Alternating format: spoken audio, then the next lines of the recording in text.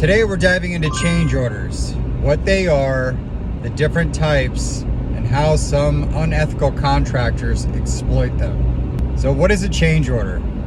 A change order is a document that amends the original contract. Ideally, it should capture changes to scope, cost, and schedule, and it should be signed by the contractor and the owner before work begins. So what are the three most common types of change orders? So there's addition and subtraction to the scope of work. This change order is often initiated by the homeowner. For example, they decide mid-project that they want to push a wall out another 5 feet. Well, there's additional labor, additional materials, so there's going to be additional cost to make that change. The second type of change order is unforeseen circumstances or conditions. So let's say during the demo phase, you come across some rotted plywood that needs to be replaced. It's something that was not foreseen before the job started, but obviously it falls on the homeowner to cover that cost. Again, it's fairly straightforward. The third type of change order is change order by omission. So this change order comes into play when work that is required was not in the original scope of work. So it was either intentionally or unintentionally missed by the contractor, and the homeowner doesn't know enough about the requirements to make sure it's in the original contract. Now, this is often called a leverage change order because it's presented at a time when the homeowner either has to pay or the work stops. So let's talk about how a leverage change order typically unfolds. So the homeowner does everything right in the beginning. They get several proposals for the project. They notice one proposal is significantly lower than all the other ones, and the scope of work is typically fairly vague.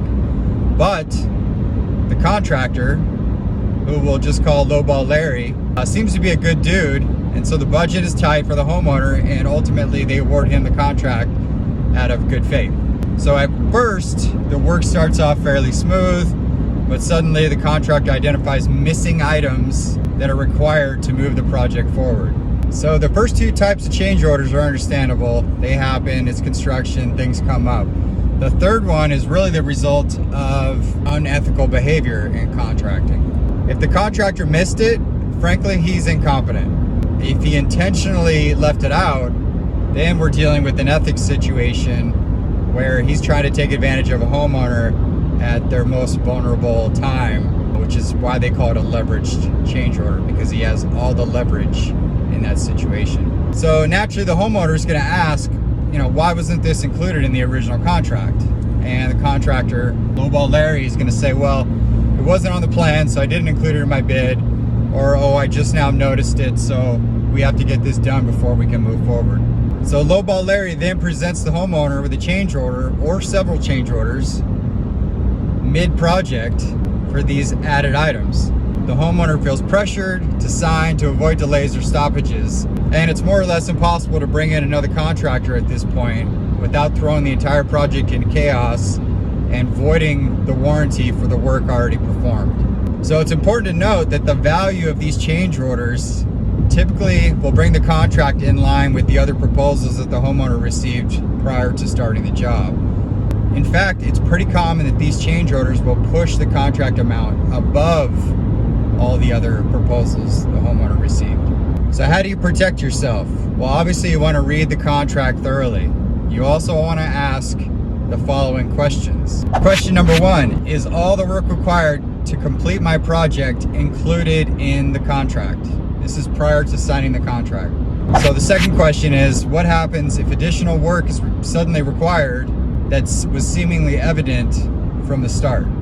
Question number three, can we amend the contract to include a clause that protects me as the homeowner from this scenario?